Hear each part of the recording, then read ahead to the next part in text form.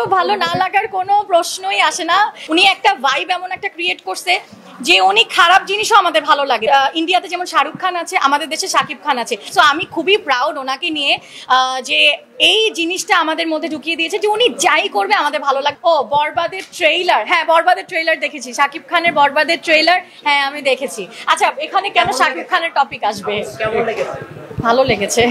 ওনাকে তো ভালো না লাগার কোনো প্রশ্নই আসে না। আমাদের বাংলাদেশের মেগা স্টার সুপারস্টার, উনি যাই করে আসলে এটা না একটা ভিতর থেকে একটা জিনিস না, মানে এমন উনি একটা ভাইব এমন একটা ক্রিয়েট করছে যে উনি খারাপ জিনিসও আমাদের ভালো লাগে, বিকজ উনি ওটা ক্রিয়েট করেছে আমাদের মধ্যে।